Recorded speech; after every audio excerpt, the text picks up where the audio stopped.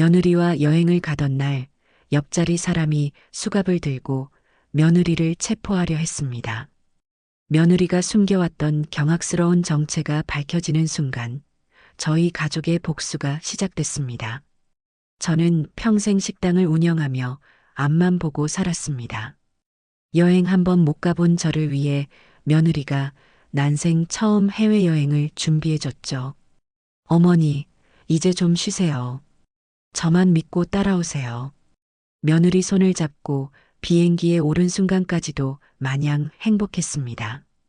하지만 비행기가 이륙하려는 순간 옆자리에 수상한 남자가 며느리에게 다가와 수갑을 들이밀었습니다.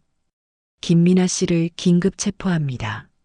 그 순간 저는 온몸이 얼어붙는 것 같았습니다. 그런데 며느리는 당황하지 않고 말했습니다. 잠깐만요. 제가 누군지 알고 이러시는 겁니까? 그리고는 자신의 신분증을 꺼내 보였습니다. 제 이름은 박순자, 올해로 67세입니다. 평생을 경기도 화성에서 식당을 하면서 살았죠. 저희 부부야 젊어서 고생 좀 하는 게 미덕이라고 배웠으니까요. 그렇게 허리 한번 제대로 펴지 못하고 아들 녀석을 키워냈습니다. 남편도 저도 아들 뒷바라지하느라 여행 한 번 못 가본 게 평생의 한이었죠. 다행히 아들이 며느리 미나와 결혼해서 제게는 예쁜 딸이 하나 더 생긴 거나 다름없었습니다. 그런데 작년 추석이었을 겁니다. 미나가 저를 따로 불러내더니 조심스럽게 봉투 하나를 내미는 겁니다. 어머니, 저랑 같이 여행 가요. 저는 처음엔 무슨 말인가 싶어 멍하니 봉투만 바라봤습니다. 어머니, 제가 환갑 선물 제대로 못 챙겨드린 게 늘 마음에 걸렸어요. 어머니 평생의 한을 제가 풀어드릴게요. 저만 믿고 따라오세요. 봉투 안에는 일본 도쿄행 비행기 표가 2장 들어 있었습니다. 저는 미안함과 고마움에 차마 말을 잇지 못했습니다. 아이고 미나야. 고맙다. 정말 고맙다. 저는 미나의 손을 잡고 하염없이 눈물을 흘렸습니다. 제 평생의 소원을, 그것도 제가 그토록 아끼는 며느리가 이뤄준다고 하니 세상 그 무엇과도 바꿀 수 없을 만큼 행복했죠. 그렇게 기다리던 여행 당일 9월 25일 오전 10시였습니다. 며느리 미나와 저는 인천국제공항에 도착했습니다. 미나의 손을 꼭 잡고 출국 심사대를 통과하는 순간 제 마음은 마치 20살 아가씨처럼 콩닥거렸습니다. 며느리도 신이 났는지 연신 제게 말을 걸어주더군요. 어머니, 비행기 타는 거 처음이시죠? 제가 비행기에서 보는 하늘은 정말 예쁘다고 말씀드렸잖아요. 미나야, 고맙다. 정말 고맙다. 제가 고맙다고 말하자 며느리는 예쁘게 웃으며 제 손을 더 꼭 잡았습니다. 드디어 저희가 탈 도쿄행 비행기가 눈앞에 보였습니다. 난생 처음으로 며느리 손을 잡고 그렇게 비행기에 올랐습니다. 며느리 미나가 창밖을 바라보며 연신 신기해하는 제게 말했습니다. 어머니, 저기 구름 보세요. 정말 솜사탕 같죠? 그러게 말이다. 내가 솜사탕은 팔아도 구름으로 만든 솜사탕은 처음 보는구나. 제 농담에 며느리가 활짝 웃더군요. 며느리는 벌써부터 도쿄 시내에 도착해서 할 이야기들로 신이 나 있었습니다. 어머니, 이따 도쿄 시내에서 예쁜 옷이랑 가방 사드릴게요. 제가 미리 봐둔 가게가 있어요. 아이고, 됐어. 여행만으로도 충분하단다. 내 돈 쓰지 마라. 그때 문득 제 옆자리, 그러니까 며느리 옆자리에 앉은 두 남자가 눈에 들어왔습니다. 검은 정장의 말쑥한 차림이었는데 어딘가 모르게 긴장한 듯한 표정이었습니다. 한 명은 서류 가방을 꼭 쥐고 있었고 다른 한 명은 주머니에 무언가를 감추고 있는 것 같았습니다. 그들이 자꾸만 우리 쪽을 겨눈지라는 느낌에 괜히 마음이 불편했습니다. 미나야, 저 사람들 좀 이상하다. 자꾸 우리 쪽을 쳐다보는 것 같지 않니? 제가 소곤거리자 며느리는 제 손을 꼭 잡으며 저를 안심시켰습니다. 어머니, 그냥 신경 쓰지 마세요. 출장 가는 사람일 거예요. 그렇게 말하면서도 며느리의 얼굴에는 미세한 긴장감이 스치는 것을 저는 느꼈습니다. 분명 저 남자를 보는 며느리의 눈빛이 제가 알던 평온한 며느리의 눈빛이 아니었습니다. 그때 비행기 승무원이 방송으로 이륙 준비를 안내했고 저희는 안전벨트를 맸습니다. 제 가슴이 설렘으로 가득 차기보다는 묘한 불안감으로 조금씩 채워지기 시작했습니다. 그때였죠. 비행기가 활주로를 향해 움직이려는 순간 제 옆자리 남자가 갑자기 벌떡 일어나는 겁니다. 저와 며느리에게는 눈길 한 번 주지 않다가 갑자기 일어서는 모습에 저는 흠칫 놀랐습니다. 남자는 그대로 며느리를 향해 다가오더니 다짜고짜 물었습니다. 김미나 씨 맞으십니까? 저는 당황해서 며느리를 쳐다봤습니다. 그런데 며느리는 당황한 기색 없이 고개를 끄덕이며 차분하게 답했습니다. 네, 맞습니다만. 그때였습니다. 남자가 주머니에 감추고 있던 손을 펴보였습니다. 그의 손에 들려있던 건 바로 은색 수갑이었습니다. 제 가슴이 쿵 하고 내려앉았습니다. 세상에 지금 저 남자가 제 며느리한테 수갑을 믿기지 않았습니다. 김미나 씨를 긴급 체포합니다. 그 한마디에 비행기 안에 모든 사람들의 시선이 저희에게 꽂혔습니다. 저를 향한 건지 며느리를 향한 건지 모를 수많은 시선들이 저희를 덮쳤죠. 제 심장은 미친 듯이 뛰었고 머리가 새하얘졌습니다. 아니, 지금 이게 무슨 짓이오? 우리 며느리가 뭘 잘못했다고. 저는 저도 모르게 비명에 가까운 소리를 질렀습니다. 며느리에게 수갑을 들이밀고 있는 남자에게 따졌죠. 비행기 승무원들이 놀라서 이쪽으로 달려왔습니다. 승무원들이 상황을 제지하는 와중에도 저는 며느리를 향한 이 모욕적인 상황이 도무지 이해가 되지 않아 계속 소리칠 수밖에 없었습니다. 남자는 제 비명에도 아랑곳하지 않고 며느리에게 긴급 체포라는 말을 내뱉었습니다. 저는 충격에 온몸이 얼어붙는 것 같았습니다. 그때 며느리가 제 손을 꽉 잡았습니다. 어머니, 괜찮으세요? 그 말과 함께 며느리는 저를 잠시 안심시키는 듯 하더니 차가운 눈빛으로 남자를 똑바로 쳐다보았습니다. 제가 알던 순하고 착한 며느리가 아니었습니다. 그녀는 단호하고 위압적인 목소리로 말했습니다. 잠깐만요. 제가 누군지 알고 이러시는 겁니까? 남자는 며느리의 갑작스러운 태도에 잠시 주춤했습니다. 며느리는 남자가 말을 꺼내기도 전에 가방에서 여권을 꺼내 남자에게 보여주며 유창한 영어로 무언가를 말했습니다. 저는 알아들을 수 없었지만 그 남자들의 얼굴이 순식간에 사색이 되는 것을 보았습니다. 그들은 당황한 표정으로 서로를 쳐다보았죠. 제 며느리가 영어를 저렇게 잘할 줄은 상상도 못했습니다. 저는 그저 놀라서 며느리만 바라보았죠. 그때 며느리가 제 귀에만 들릴 정도로 작은 목소리로 속삭였습니다. 어머니, 놀라지 마세요. 이 사람들은 저를 체포하러 온 게 아니라 제가 고용한 조력자들입니다. 며느리는 제 귀에 속삭이고는 가방에서 검은색 지갑을 꺼냈습니다. 그리고 그 안에 있던 신분증을 저를 체포하려던 남자들에게 보여주더군요. 남자가 그 신분증을 보고는 순식간에 고개를 숙였습니다. 저는 영문을 몰라 눈만 껌뻑거렸습니다. 그때 며느리가 제게 말했습니다. 어머니, 놀라셨죠? 사실 저 검사예요. 뭐? 미나 내가 검사라고? 그게 무슨 말이야? 너 그냥 회사 다니는 줄 알았는데. 저는 너무 놀라 말이 나오지 않았습니다. 며느리가 저를 보며 살짝 미소 짓더니 다시 남자들에게 서류를 내밀었습니다. 여기 박 회장의 비자금 수사 관련 영장입니다. 지금 제가 잡아야 할 사람은 제가 아니라 이 비행기 안에 있는 박 회장입니다. 제 며느리가 부장검사라니요. 그것도 그냥 검사가 아니라 특수수사부 부장검사라니요.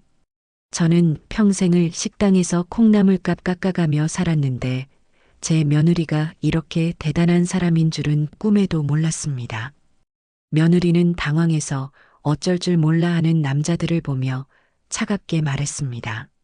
자, 이제 우리 작전대로 움직일 시간입니다. 그리고 박 회장, 거기서 내가 누군지 알고 이러는 거냐고 물었지? 나는 대한민국 검찰청 특수수사부 김미나 부장검사다. 그 순간 박 회장이었던 남자가 며느리를 향해 소리쳤습니다. 내가 김미나였어? 저는 그제야 깨달았습니다. 며느리가 저와 여행을 간다고 했을 때 그것이 단순한 효도가 아니라 이 모든 것이 복수를 위한 치밀한 작전이었다는 것을요.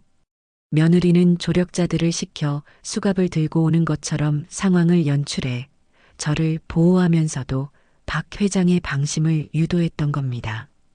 비행기 안은 순식간에 정적이 흘렀습니다. 박 회장의 얼굴은 공포로 질려 있었고 며느리는 당당하게 그를 마주보고 있었습니다. 이제부터 저와 며느리의 진짜 이야기가 시작되겠구나 싶었습니다. 박 회장이 놀란 눈으로 며느리를 바라보는 사이 며느리는 그를 완전히 무시하고 제 손을 잡고 조용히 자리에 앉았습니다. 저는 무슨 말을 해야 할지 몰라 그저 며느리만 바라보았죠. 그때 며느리가 제게 말했습니다. 어머니, 놀라셨죠? 이제 모든 걸 말씀드릴게요. 비행기는 이륙을 위해 천천히 움직이고 있었고 며느리는 조용히 자신의 이야기를 꺼냈습니다. 어머니, 제가 어린 적에는 남부럽지 않게 살았습니다. 부모님께서 사업을 크게 하셨거든요. 그런데 어느 날 박 회장이라는 사람이 찾아왔어요.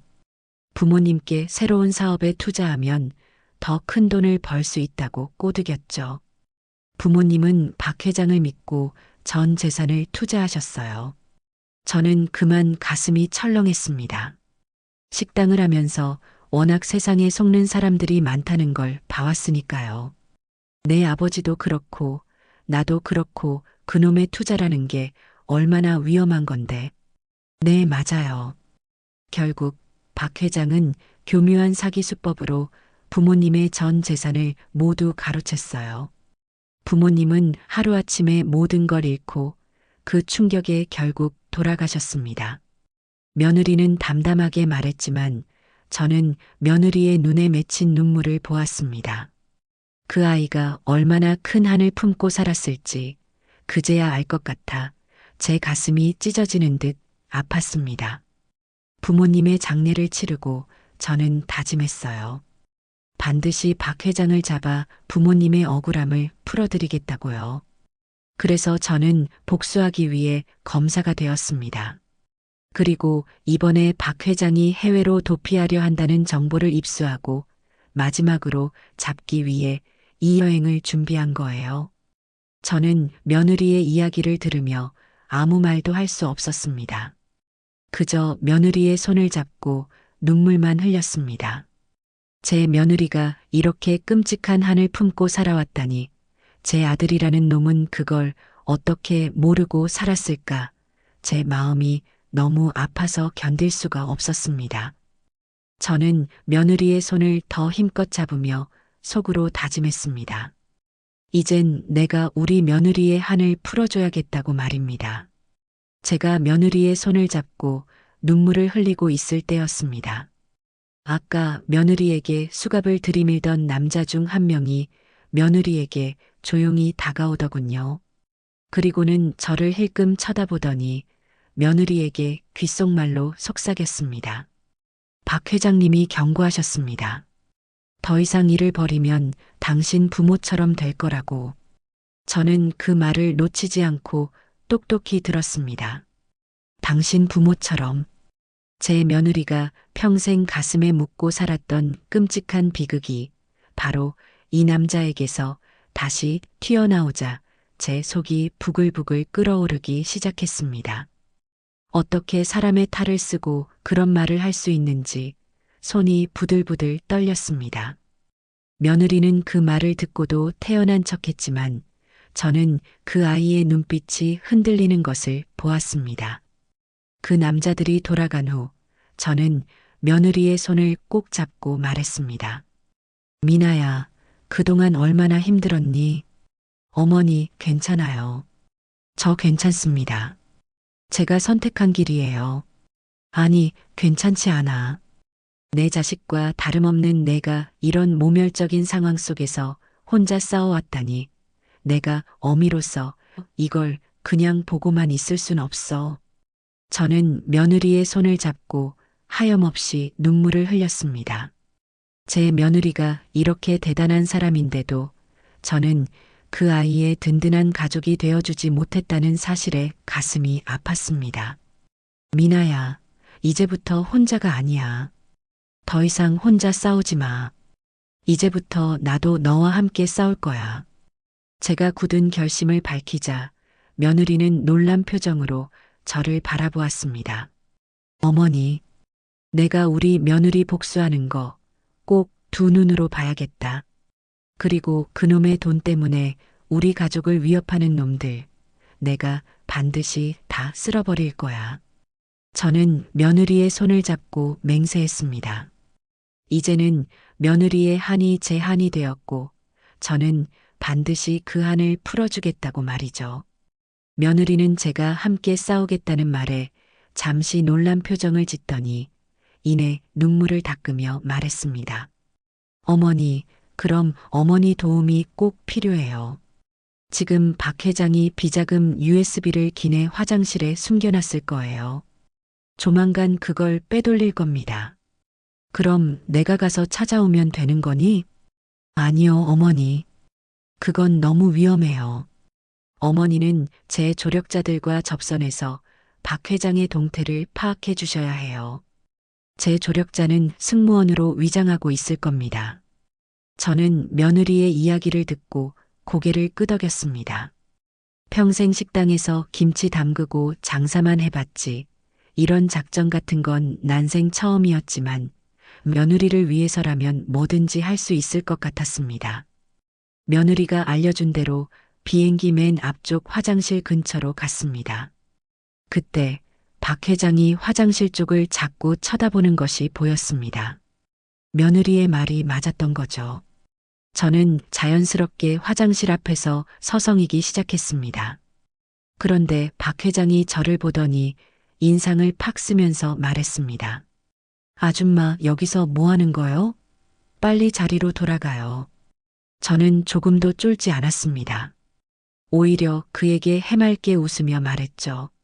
아이고, 죄송합니다. 제가 비행기를 처음 타봐서요.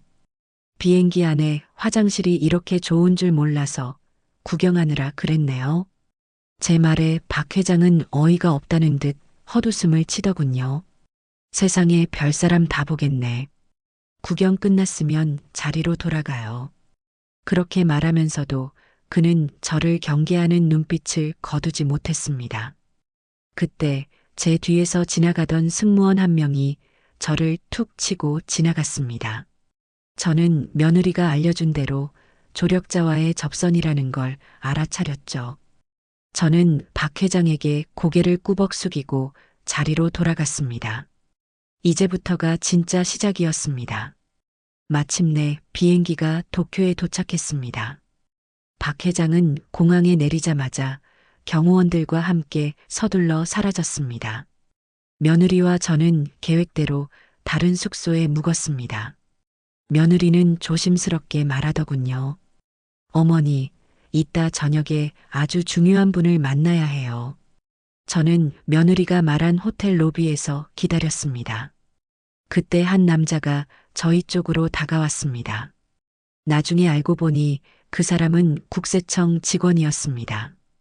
그 사람이 제 며느리의 또 다른 조력자였죠. 며느리가 그 남자에게 먼저 인사를 건넸습니다. 최 팀장님, 박 회장 동태는 파악했나요? 네, 부장님.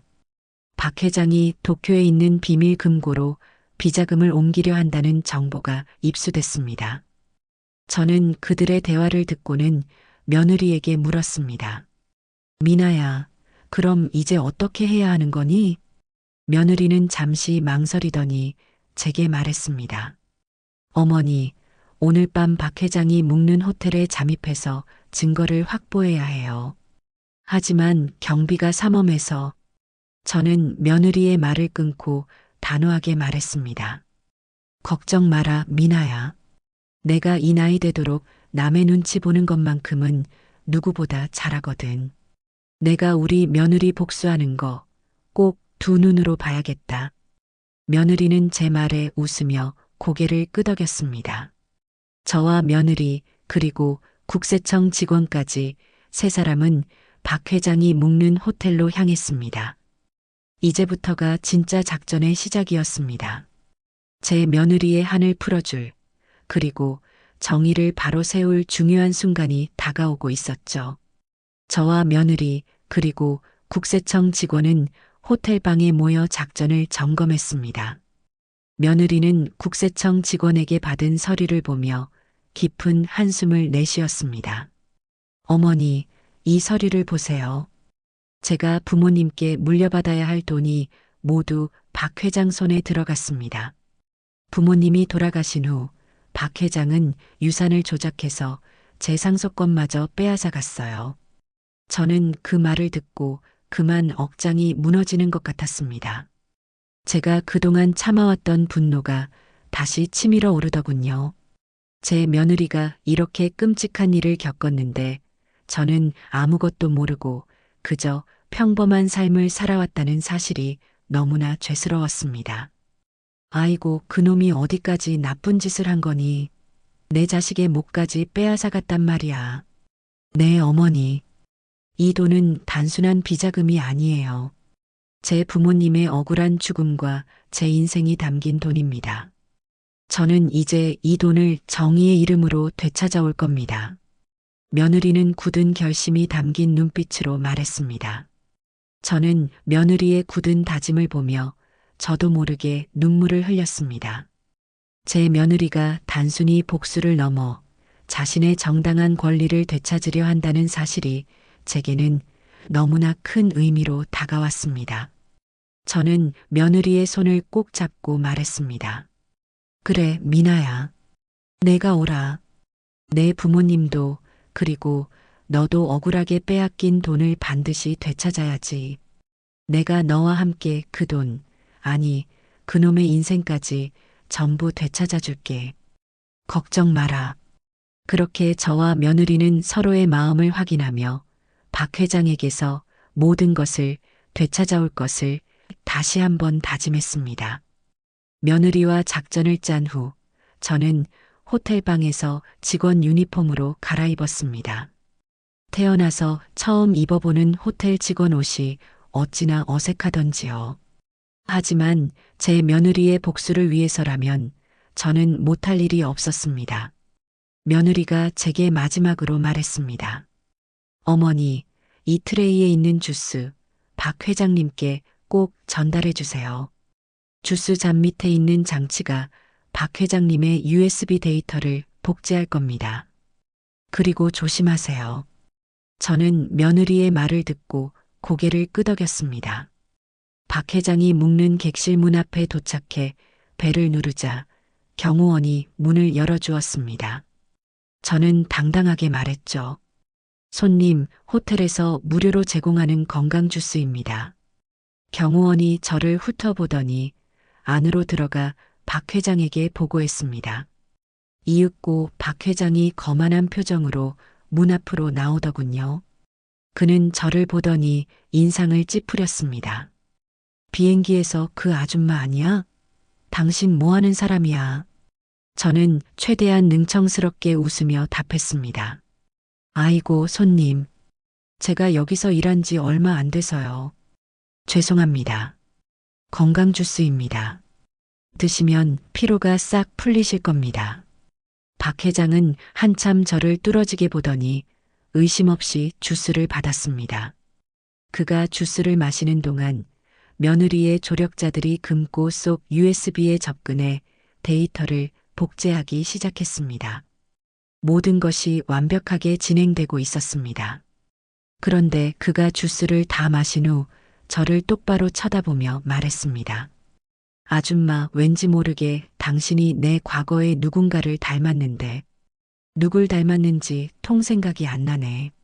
이상하군. 저는 그 말에 순간 섬뜩해져서 간신히 표정 관리를 했습니다. 그의 눈빛은 저를 꿰뚫어 보는 것 같았습니다. 제가 꿀먹은 벙어리처럼 아무 말도 못하고 서 있자 그는 제게 말했습니다. 됐어. 가봐. 저는 그제야 안도하며 방을 나왔습니다. 하지만 그의 마지막 말은 계속 제 머릿속을 맴돌았습니다. 누굴 닮았는데 혹시라도 저의 정체를 눈치챈 건 아닌지 심장이 조마조마했습니다. 저와 며느리는 일본에서 돌아온 후 곧바로 가족들을 집으로 불렀습니다. 남편과 시댁 식구들 모두 모인 자리에서 며느리는 그동안 자신이 숨겨왔던 모든 진실을 털어놓기로 했습니다. 저는 며느리의 곁에 앉아 그 아이의 손을 꼭 잡아주었습니다. 아니, 도대체 무슨 일이야? 여행은 잘 다녀왔고? 남편이 걱정스러운 표정으로 물었습니다. 며느리는 저를 쳐다보더니 심호흡을 한 번 하고 입을 열었습니다. 아버님, 어머님, 그리고 여보, 제가 지금까지 숨겨온 이야기가 있습니다. 며느리가 담담하게 자신의 과거를 이야기하는 동안 가족들의 얼굴은 점점 충격으로 변했습니다. 며느리가 검사가 된 이후 박 회장에게 부모님의 재산을 모두 빼앗겼던 일, 그리고 박 회장이 저희의 가족여행에 동행했던 사실까지 모든 것을 들은 남편은 믿을 수 없다는 표정으로 말했습니다. 미나야, 그게 정말이야? 왜 나한테는 아무 말도 하지 않았어? 내가 내 남편인데. 미안해요, 여보. 당신을 위험에 빠뜨리고 싶지 않았어요. 박 회장은 상상 이상으로 위험한 사람이에요. 혼자 힘으로라도 꼭 잡고 싶었어요. 며느리의 말에 남편은 얼굴을 감싸고 한참을 괴로워했습니다. 내가 당신의 고통을 전혀 알지 못하고 살았다는 게 너무 미안해서 견딜 수가 없어. 남편은 눈물을 흘리며 며느리의 손을 잡았습니다. 저는 그런 아들과 며느리를 보며 가슴이 먹먹했습니다. 며느리가 얼마나 외롭고 힘들었을지 그제야 가족들 모두가 진심으로 공감하는 것 같았습니다. 저는 조용히 남편의 어깨를 토닥이며 말했습니다. 이제라도 알았으니 됐어. 이제부터는 우리가 미나의 가족이 되어주면 되는 거야. 미나 혼자 힘들게 두지 말자. 며느리의 용기 있는 고백 덕분에 우리 가족은 비로소 며느리의 진심을 이해하게 되었고 이 모든 사건의 전말을 알게 되었습니다. 이제 복수는 며느리 혼자만의 일이 아닌 우리 가족 모두의 일이 되었습니다. 저와 남편은 며느리의 계획을 듣고 한치의 망설임도 없이 동참하기로 했습니다. 이제 저희는 한 배를 탄 가족이었으니까요. 며느리가 비행기에서 확보한 정보로 박 회장이 한국으로 귀국했다는 걸 알게 됐습니다. 며느리는 박 회장이 비자금 관련 서류를 자신의 집 서재에 숨겼을 거라고 확신했습니다. 그날 밤 저희는 어둠을 틈타 박 회장의 집으로 향했습니다. 태어나서 처음 해보는 일이었죠. 저는 혹시라도 발각될까봐 심장이 쿵쾅거려 식은땀을 흘렸습니다. 어머니, 괜찮으세요? 무서우시면 그냥 밖에 계셔도 돼요. 남편이 걱정스러운 얼굴로 물었지만 저는 고개를 흔들었습니다. 아니, 괜찮아. 내가 우리 며느리 복수하는 거 꼭 두 눈으로 봐야 한다고 했잖아. 걱정 말고 어서 들어가자. 저는 며느리의 어깨를 감싸 안으며 말했습니다. 며느리의 도움으로 저희는 박 회장의 집 안으로 몰래 들어갈 수 있었습니다. 집안은 쥐 죽은 듯 조용했습니다. 며느리는 익숙한 듯 곧장 서재로 향했고 저희는 며느리가 금고를 여는 동안 망을 보기로 했습니다. 저는 혹시라도 박 회장이 나타날까봐 온몸이 긴장됐습니다. 어머니, 저기요. 혹시 누가 오는지 봐주세요. 남편이 저를 향해 작게 속삭였습니다. 저는 고개를 끄덕이고 창문 밖을 살폈습니다. 그 순간 제 눈에 익숙한 차 한 대가 들어오는 것이 보였습니다. 박 회장의 차였습니다. 저는 온몸에 소름이 돋아 남편에게 속삭였습니다. 저기 박 회장 온다. 어떡하지? 저기 박 회장 온다. 어떡하지? 제 말에 남편은 놀라서 며느리에게 소리쳤습니다. 미나야, 아버지 온대. 어서 나와. 며느리는 다급하게 대답했습니다. 어머니, 조금만 더요. 거의 다 됐어요. 저는 초조하게 망을 보며 계속 발을 굴렀습니다. 그때 며느리가 서재 문을 열고 급히 뛰어나왔습니다. 며느리의 손에는 낡은 상자 하나가 들려 있었습니다. 어머니, 찾았어요. 서류들 전부 여기에 있어요.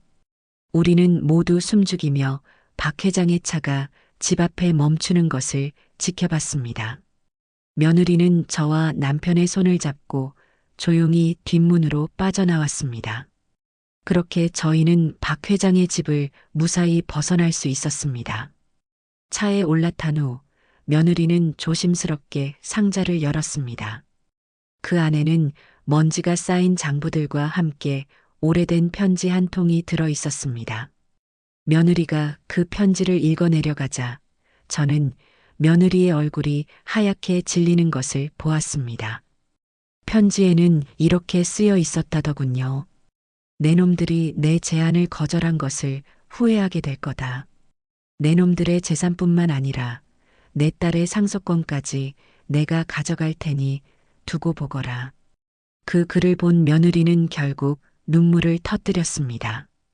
어머니 박 회장은 제 부모님을 죽인 것도 모자라 제 상속권까지 빼앗아 갔어요. 저는 며느리를 꼭 안아주며 말했습니다. 아이고, 그 나쁜 놈이 어디까지 한 거니? 미나야, 이제 됐어. 그놈이 내게서 빼앗아 갔던 모든 것, 우리가 반드시 되찾을 거야. 우리는 비로소 복수의 최종 단계에 다다랐음을 깨달았습니다. 며느리가 평생 가슴에 품고 살아왔던 한의 증거가 마침내 저희 손에 들어온 것입니다. 며느리가 모든 증거를 확보한 후 저희는 한국으로 돌아왔습니다. 그리고 며칠 뒤 뉴스를 보는데 박 회장이 자신의 사업 확장을 위한 기자회견을 연다는 소식이 들렸습니다. 며느리는 그 소식을 듣고 비장한 표정으로 말했습니다. 어머니, 이제 마지막 단계예요. 박 회장이 평생 쌓아온 명예와 체면, 제가 한순간에 무너뜨릴 겁니다. 며느리는 저희에게 기자회견장 주소를 알려주며 말했습니다. 어머니, 오늘 기자회견장에서 박 회장이 위선적인 모습을 보일 겁니다. 모두가 보는 앞에서 그놈의 가면을 벗겨야 해요. 그게 바로 박 회장이 평생 잃고 싶지 않았던 체면을 짓밟는 복수예요. 저희 가족은 며느리가 알려준 기자회견장으로 향했습니다. 박 회장은 기자회견장에서 사회에 기여하겠다며 온갖 위선적인 말을 늘어놓고 있었습니다. 저는 그 모습을 보며 우라통이 터졌습니다. 그때 며느리가 제게 신호를 보냈습니다. 그리고는 며느리가 준비한 영상이 기자회견장 스크린에 재생되기 시작했습니다. 아니, 이게 무슨... 박 회장이 당황하며 소리쳤습니다.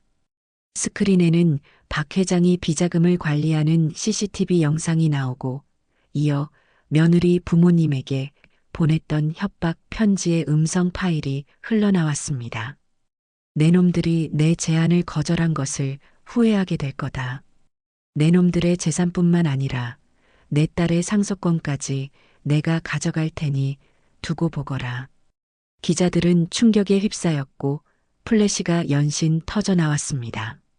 박 회장은 어쩔 줄 몰라 하며 땀을 뻘뻘 흘렸습니다. 그때 며느리가 당당하게 기자회견장으로 들어섰습니다. 그리고는 박 회장에게 다가가 말했습니다. 박 회장님 놀라셨죠? 이제 제가 누군지 아시겠어요? 나는 대한민국 검찰청 특수수사부 김미나 부장검사입니다. 며느리가 자신의 정체를 밝히자 기자회견장은 충격과 혼란으로 가득 찼습니다. 박 회장은 얼굴이 하얗게 질려 어쩔 줄 몰라 했죠. 며느리는 그런 박 회장을 보며 단호하게 말했습니다. 박 회장님, 이제 더 이상 숨길 곳은 없습니다. 당신이 그동안 저지른 범죄, 그리고 당신을 도왔던 추악한 커넥션까지 모두 밝혀질 겁니다.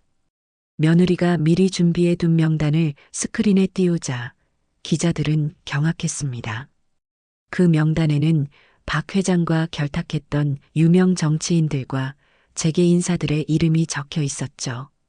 이것은 모두 날조된 사실이다. 전부 거짓말이라고. 내가 그럴 리가 없어. 박 회장이 소리치며 발악했지만 며느리는 눈 하나 깜짝하지 않았습니다. 오히려 차분하게 추가 증거를 제시했습니다. 모든 증거는 여기 있습니다. 박 회장님이 숨겨두었던 비자금 장부와 제 부모님께 보냈던 협박 편지까지요. 이제 더 이상 변명할 여지는 없을 겁니다. 박 회장은 자신이 평생 쌓아온 권위와 체면이 한순간에 무너지는 것을 경험했습니다. 그는 다리가 풀려 결국 그 자리에 무릎을 꿇고 주저앉았습니다. 기자들의 플래시 세례가 쏟아졌고 박 회장은 고개를 들지 못했죠. 저는 그 모습을 보며 가슴속 깊이 쌓였던 화가 한순간에 씻겨 내려가는 듯한 기분을 느꼈습니다. 평생 며느리를 괴롭혔던 악마가 이제야 제대로 심판받는 것을 보니 속이 다 시원했습니다. 박 회장이 무릎을 꿇고 주저앉는 모습을 본 후 며느리는 기자회견장을 빠져나왔습니다. 저는 그 아이에게 달려가 꼭 안아주었습니다. 남편도 며느리를 껴안고 아무 말도 하지 못했습니다. 며느리는 그제야 긴장이 풀렸는지 제 품에 안겨목 놓아 울기 시작했습니다. 어머니 아버님, 이제야 저희 가족의 한을 풀어드렸어요. 저는 며느리의 등을 토닥이며 말했습니다. 아이고, 우리 미나 얼마나 힘들었을까. 내가 이걸 혼자서 감당하느라 얼마나 아팠을까. 며느리의 눈물은 단순히 기쁨의 눈물이 아니었습니다. 20년 동안 홀로 감내해야 했던 고통과 억울함, 부모님에 대한 죄송함과 미안함이 모두 섞인 눈물이었습니다. 그 아이는 울면서도 제게 고맙다고 말했습니다. 어머니, 저 혼자서는 여기까지 오지 못했을 거예요. 어머니와 아버님이 함께 해주셔서 정말 감사합니다. 남편도 며느리의 손을 잡고 눈물을 뚝뚝 흘리더군요. 미나야, 미안해. 내가 너무 몰랐어. 이제부터는 내가 당신 옆에서 평생 지켜줄게. 2번 다시 혼자 힘들어하게 두지 않을 거야.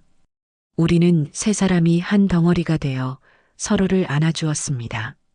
며느리의 눈물은 이 모든 고통과 한을 씻어내는 정화의 눈물이었고 그 눈물 덕분에 우리 가족의 정은 더욱 깊어졌습니다. 모든 복수가 끝난 후 저희 가족은 비로소 하나가 된 듯한 기분을 느꼈습니다.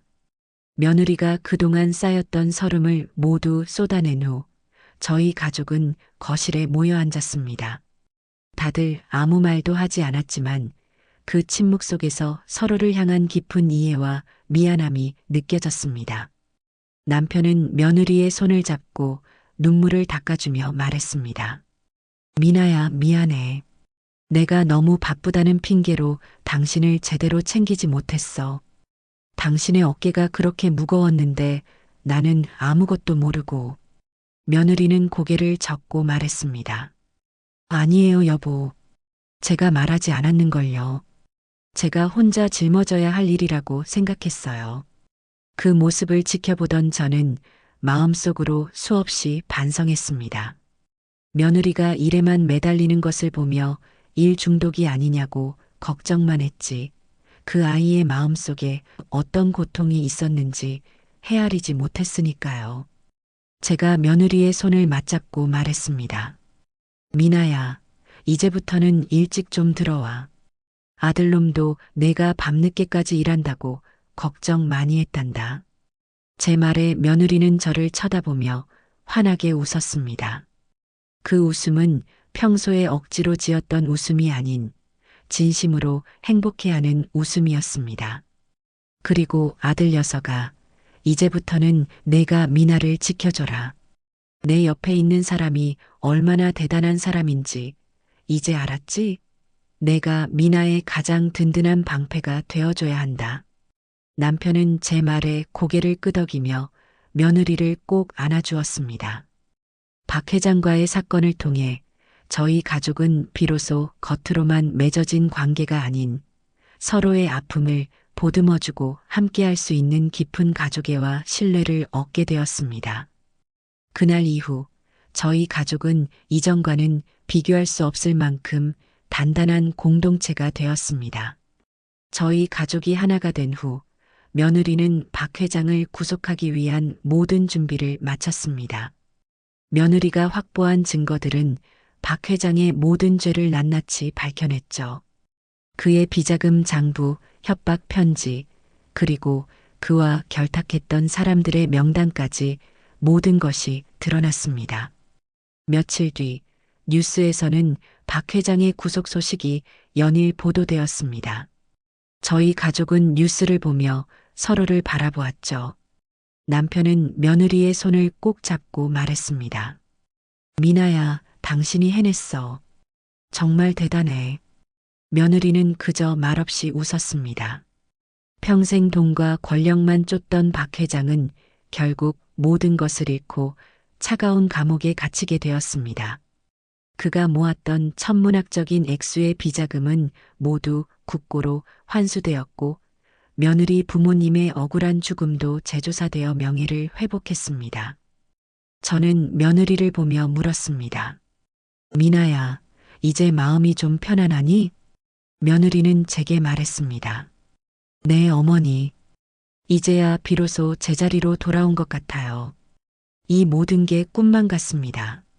제가 평생을 바라왔던 정의가 이렇게 승리했으니 이제야 제 부모님께 고개를 들 수 있을 것 같아요.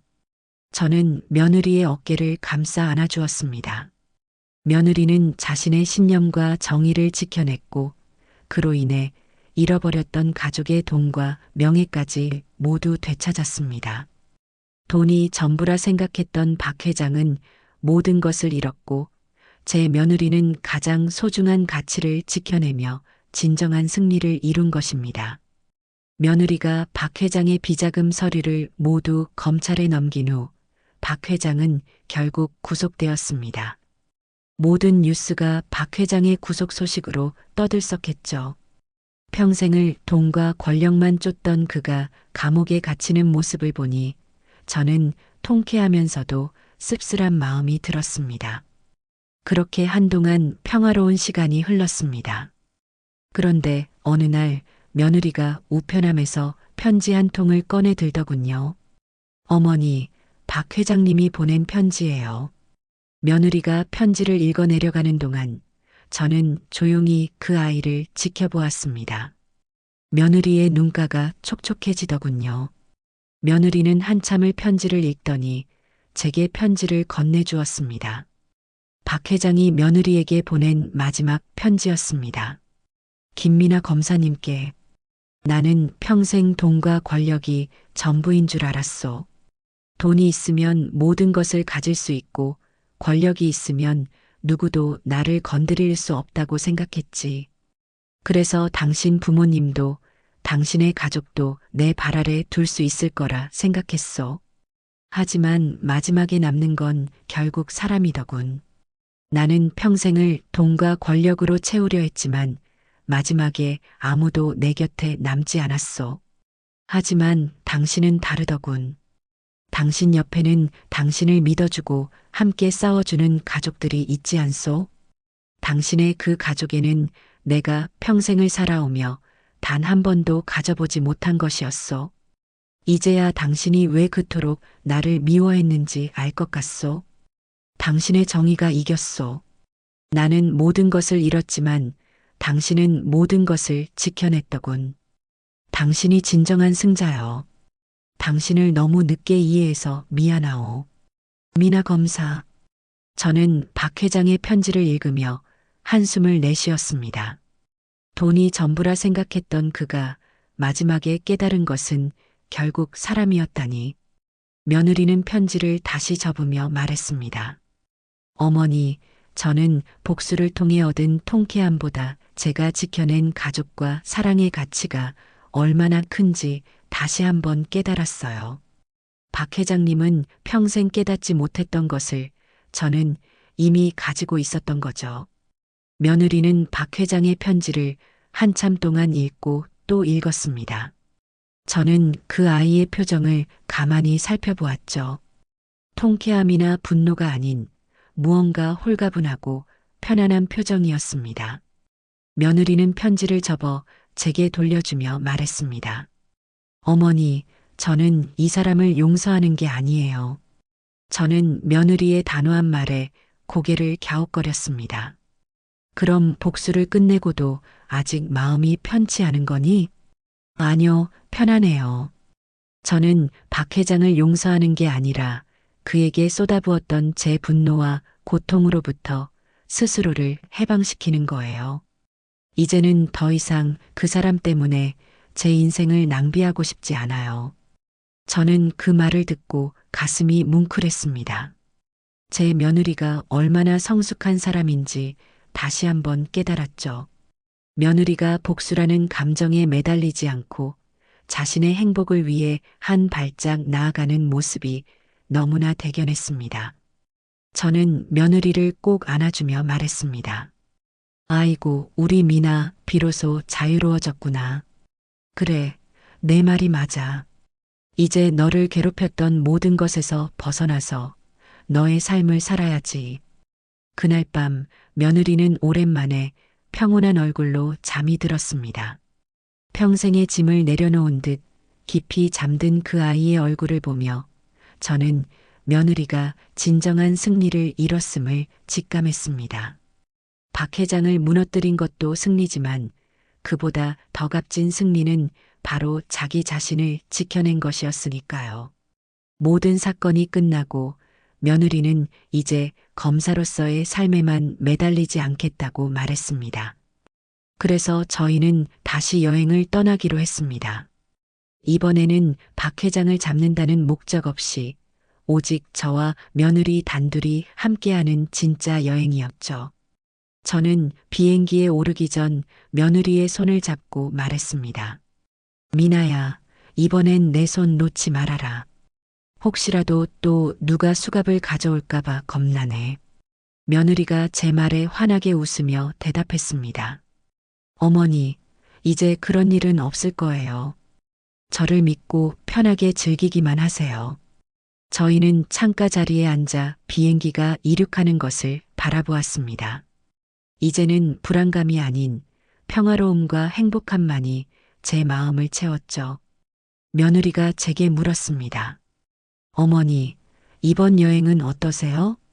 저는 며느리의 손을 꼭 잡고 말했습니다. 미나야, 고맙다. 정말 고맙다. 내가 평생의 한을 풀어줘서 고맙고, 이제는 내게 기댈 수 있는 딸이 되어줘서 고맙다.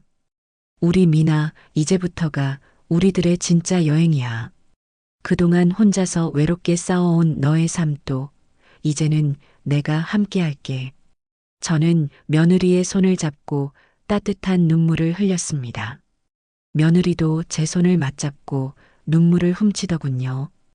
박 회장에게 빼앗겼던 돈과 명예도 중요했지만 이 여행을 통해 저는 며느리와의 관계에서 진정한 정을 확인했습니다. 저는 며느리를 얻었고 며느리는 저를 얻었습니다. 이 여행은 복수의 끝이 아니라 진정한 가족이 된 우리들의 새로운 시작이었습니다. 박 회장님의 마지막 편지 이후 우리 가족의 삶은 완전히 달라졌습니다. 며느리 미나는 더 이상 밤늦게까지 야근하는 대신 저와 남편과 함께 저녁 식사를 하고 소소한 이야기를 나누는 시간이 늘었죠. 가게가 바쁜 날에는 미나가 먼저 와서 저를 돕기도 합니다. 제가 아이고, 부장 검사가 이런 일까지 하면 어떡하니 하고 웃으면 미나는 어머니, 저한텐 검사보다 어머니 며느리가 더 중요해요라며 환하게 웃어줍니다. 며느리는 박 회장에게 빼앗겼던 부모님의 돈을 되찾았지만 그 돈을 자신을 위해 쓰지 않았습니다. 대신 복지재단을 만들어 저처럼 평생 고생하며 살아온 사람들을 돕는데 사용하고 있습니다. 어머니, 이제 이 돈은 박 회장의 더러운 돈이 아니에요. 부모님의 희생과 저희 가족의 사랑으로 다시 태어난 소중한 돈이에요라고 말하더군요. 저는 며느리의 결정을 진심으로 존경합니다. 저는 평생을 돈 때문에 힘들어했고 돈이 가장 중요하다고 생각했습니다. 하지만 제 며느리는 돈보다 더 중요한 가치가 있다는 것을 제게 가르쳐 주었습니다. 돈은 사람의 마음을 얻을 수 없고 진정한 행복은 물질적인 풍요가 아닌 가족의 사랑과 정의를 지켜내는 데 있다는 것을요. 며느리는 지금도 여전히 바쁘지만 이제는 힘든 싸움이 아닌 행복한 삶을 위해 일하고 있습니다. 그 아이의 얼굴에는 더 이상 억울함이나 한이 아닌 평화로움과 감사함만이 가득합니다. 저는 우리 며느리가 정말 자랑스럽습니다. 저의 이야기는 여기까지입니다. 저희 가족을 지켜봐 주셔서 정말 감사합니다.